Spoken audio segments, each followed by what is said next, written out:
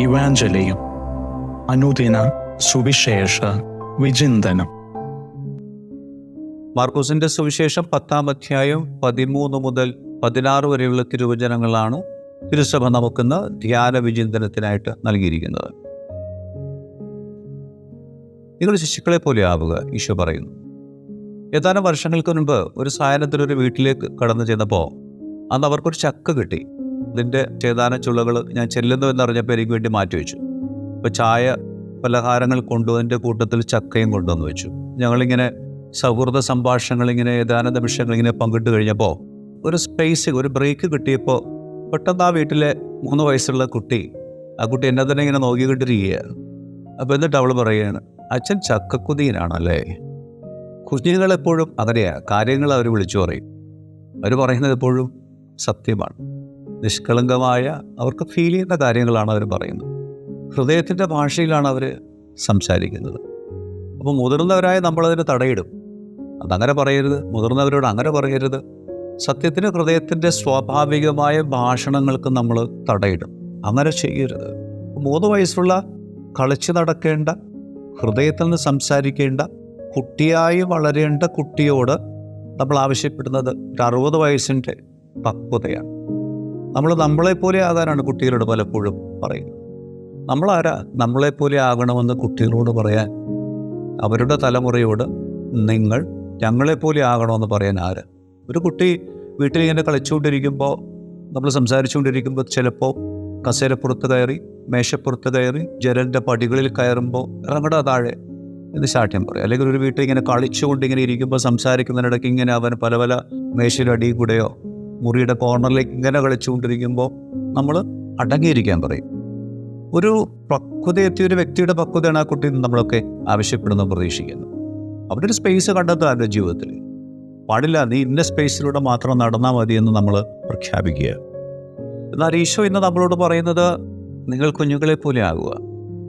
അരുത് എന്ന് പറഞ്ഞ് അരുതുകളുടെ ഒരു വേലി കെട്ടി അവരുടെ ഊർജ്ജ പ്രവാഹങ്ങളെ നമ്മൾ പലപ്പോഴും തടസ്സപ്പെടുന്നു. അരുതുകളുടെ ലോകം കുഞ്ഞുങ്ങൾക്ക് ചുറ്റും തീർക്കുന്ന ഈ കാലത്ത് ഈശോ പറയുന്നത്, അരുത്, കുഞ്ഞുങ്ങളെ തടയരുത്. അവരായി വളരട്ടെ. എൻ്റെ അടുത്ത് വരണമെങ്കിൽ കുഞ്ഞുങ്ങളാകണം, നിങ്ങൾ കുഞ്ഞുങ്ങളാകണം. സ്വർഗരാജ്യത്തിൽ പ്രവേശിക്കണമെങ്കിൽ കുഞ്ഞുങ്ങളാകണം. അതിന് കുഞ്ഞുങ്ങളെ എൻ്റെ അടുക്കൽ കൊണ്ടുവരുമെന്നാണ് ഈശോ ഇന്ന് സുവിശേഷത്തിൽ നമ്മളോട് ആവശ്യപ്പെടുന്നത്. അവൻ്റെ മൂല്യബോധങ്ങളിലേക്കും സ്നേഹത്തിലേക്കും നിശബ്ദ സഹനത്തിലേക്കും കൊണ്ടുവരുവിൻ. അവരുടെ സ്വതസിദ്ധമായ ഈ സത്യത്തെ വിളിച്ചു പറയാനുള്ള കഴിവിനെയാണ് നമ്മൾ പലപ്പോഴും ഇല്ലായ്മ ചെയ്യുന്നത്. സമൂഹത്തിൻ്റെ പ്രത്യേകിച്ച് ഈ ആധുനിക കാലഘട്ടത്തിൽ സമൂഹത്തിൻ്റെ എല്ലാ മേഖലകളിലുമുള്ള തിന്മയെയും അക്രമത്തെയും അഴിമതിയൊക്കെ ചോദ്യം ചെയ്യാനുള്ള അവരുടെ സ്വതസിദ്ധമായ സിദ്ധിയുടെ മുനകളാണ് നമ്മൾ ഒടിച്ചു കളയുന്നത്. അവർ നിർവികാര മനുഷ്യരാക്കി തീർക്കുക. തിന്മ കണ്ടാൽ പ്രതികരിക്കാൻ കഴിവില്ലാത്തൊരു ഞാങ്ങണയാക്കി, അല്ലെ സ്വന്തം കാലിൽ മാത്രം നോക്കി നിൽക്കാൻ അവളെ നമ്മളെ പഠിപ്പിക്കുകയാണ്. സ്വന്തം കാര്യം മാത്രം നോക്കി ചെയ്യുകയാണ്. അങ്ങനെയുള്ള ഒരു സമൂഹത്തിൽ പ്രതികരണശേഷിയില്ലാത്തൊരു സമൂഹത്തെ നമ്മൾ വാർത്തെടുക്കും.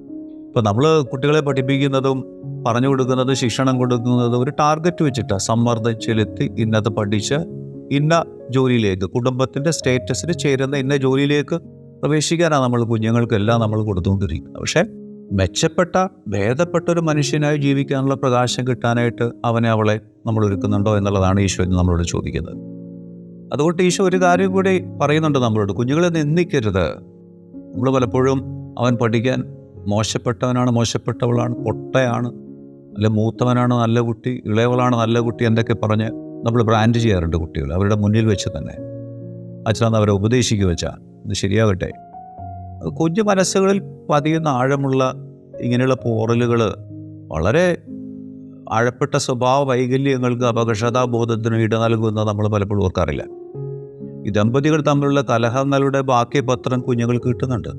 അത് ഇടർച്ചകളും മുറിവുകളുമാണ് പല. അപ്പോൾ മുതിർന്നവരുടെ പോരാട്ടങ്ങൾക്കും വാശികൾക്കും സ്പർദ്ധയ്ക്കൊക്കെ ജീവിതം കൊണ്ട് നികുതി കൊടുക്കുക നമ്മുടെ കുഞ്ഞുങ്ങൾ തന്നെയാണ്. അവരാരും യുദ്ധം ഉണ്ടാക്കാറില്ല. ഈ ഭൂമിയിൽ കുഞ്ഞുങ്ങൾ യുദ്ധം ഉണ്ടാക്കിയിട്ടില്ല. പക്ഷേ യുദ്ധങ്ങളിൽ ചിതറിക്കപ്പെട്ട് വീഴുന്ന എപ്പോഴും കുഞ്ഞുങ്ങൾ തന്നെയാണ്. പ്രത്യേകിച്ച് ഗാസയിൽ നമ്മൾ 35,000 പേരോളം ഈ കാലഘട്ടത്തിൽ അല്ലെങ്കിൽ കഴിഞ്ഞ ദിവസം വരെയും മരിച്ചു അല്ലെങ്കിൽ കൊല ചെയ്യപ്പെട്ടു എന്ന് നമ്മൾ കേട്ടു. യുദ്ധത്തിൻ്റെ അനന്തരഫലമായിട്ട് 13,000-ഓളം കുഞ്ഞുങ്ങളാണ് അവിടെ കൊല ചെയ്യപ്പെട്ടത്. അപ്പോൾ നമ്മുടെ മോശപ്പെട്ട വാക്കുകൾ, പ്രവൃത്തികൾ ഒരു ക്യാമറയിൽ എന്ന പോലെ കുഞ്ഞുങ്ങൾ ഒപ്പിയെടുത്ത് അവരുടെ അവബോധ മനസ്സിൽ രേഖപ്പെടുത്തിയിട്ടുണ്ട്. യേശു പറയുന്നു, അവരെ നിന്ദിച്ചാൽ അവരുടെ മാലാഖമാരെയാണ് നിങ്ങൾ നിന്ദിക്കുന്നതെന്ന്. അവരാരുടെ സ്വർഗത്തിൽ പിതാവിൻ്റെ മുഖം ദർശിക്കുന്നുണ്ട്. അതുകൊണ്ടാണ് ഈശോ പറഞ്ഞത്, അങ്ങനെയുള്ള എളിയവർക്ക് ഇടർച്ച കൊടുക്കുന്നവരെ കഴുത്തിൽ തിരികല്ല് കെട്ടി കടലിൽ എറിയണമെന്നാണ്. അതുകൊണ്ട് ഇന്നത്തെ സുവിശേഷം വളരെ പ്രത്യാശയുടെ സുവിശേഷമാണ്. എനിക്കൊന്ന് ഏറ്റവും പ്രത്യാശയുള്ളൊരു സുവിശേഷം. കാരണം നമ്മൾ ഓരോ കാലഘട്ടത്തെയും, പ്രത്യേകിച്ച് ഇന്നത്തെ കാലത്തെ നമ്മൾ അസുരതയുടെ കാലഘട്ടമെന്നോ കെട്ട കാലമെന്നൊക്കെ നമ്മൾ വിളിക്കാറുണ്ട്. എല്ലാ കാലത്തിലും എന്നതുപോലെ ഈ കാലത്തിലും ഏറ്റവും വലിയ പ്രതീക്ഷ എന്താണെന്ന് നമ്മൾ ചോദിച്ചാൽ നമ്മുടെ കുഞ്ഞുങ്ങളാണ്. വരാനിരിക്കുന്ന ഒരു തലമുറയിലാണ് നമ്മുടെ പ്രത്യാശ മുഴുവൻ.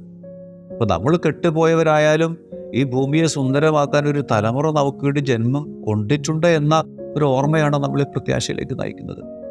പക്ഷെ അവരെ വരും കാലത്തിനായിട്ട് നമ്മൾ ഒരുക്കുന്നുണ്ടോ എന്നുള്ളൊരു ചിന്തയാണ് നമ്മളെ ഇന്ന് ആകുലപ്പെടുത്തേണ്ടത്. ഒരു കുഞ്ഞിനെ കുറിച്ച് പറയുന്നത്, ഒഴുക്കിൽ ഒരു ഇല പോലെയാണ് നിന്റെ കുഞ്ഞ്. ഒരു ചെടിത്തണ്ട് കൊണ്ട് വെറുതെ ഒന്ന് തൊട്ടാൽ മതി ആ കുഞ്ഞിൻ്റെ ദിശവെന്ന് മാറി ചലിക്കാനായിട്ട്. അത്രയും വളരെ സൗമ്യമായ മൃദുവായ ഒരു സ്പർശം കൊണ്ടൊരു കുഞ്ഞിനെ ഈ ലോകത്തിൻ്റെ ഗതിയെ നിയന്ത്രിക്കാനുള്ള ദിശയിലേക്ക് നയിക്കാനായിട്ട് ഇന്നത്തെ ലോകത്തിന് പ്രാപ്തിയുണ്ടോ എന്നുള്ളൊരു ചോദ്യമാണ്, വെല്ലുവിളിയാണ് ഈശോ നൽകുന്നത്. സങ്കീർത്തകൻ പറയുന്നത് പോലെ, സങ്കീർത്തനം 127:4, കുഞ്ഞുങ്ങൾ യുദ്ധവീരൻ്റെ കയ്യിലെ അസ്ത്രം പോലെയാണ്. എവിടേക്ക് അവരെ തൊടുക്കണമെന്ന് അറിഞ്ഞില്ലെങ്കിൽ നമുക്ക് ദുരന്തം. നമ്മളെയും കുഞ്ഞുങ്ങളെയും ദൈവം അനുഗ്രഹിക്കട്ടെ.